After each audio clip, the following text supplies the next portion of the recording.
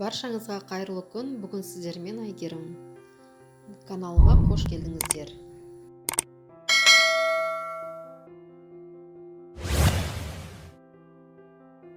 Сіздермен қызыл барқыт печеньесін рецептімен бөлісетін боламын.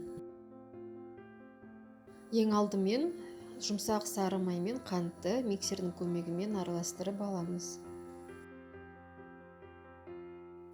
Сары уызымызды саламыз.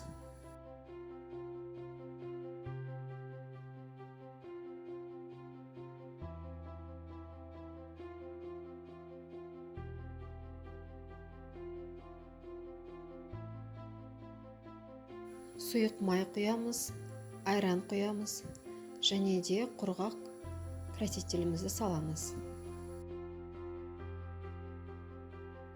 Сұйық массамыздың үстіне құрғақ осы ұн, какао, разрыхитель, сода барлығын електен өткізу арқылы бөліп саламыз.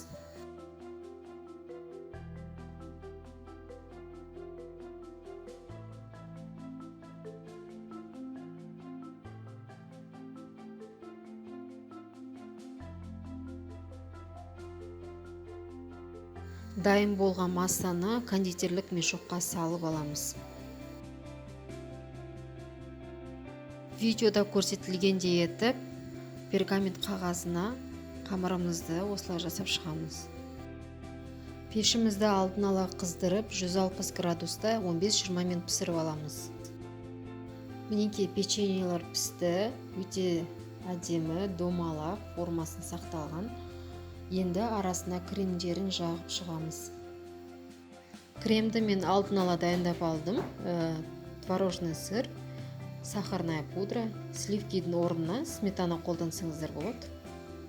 Өте дәмді болып шығады. Мінекей видеода көрсетілгендей етіп жасап, печеньені осылай әрлеп сәндеп шығасыздар.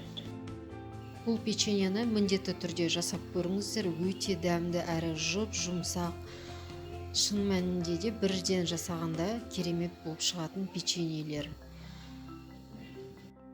Видео рецептім сіздерге ұнаса, каналыма тіркеліп, лайк, комментарий қалдыруды ұмытпаңыздар.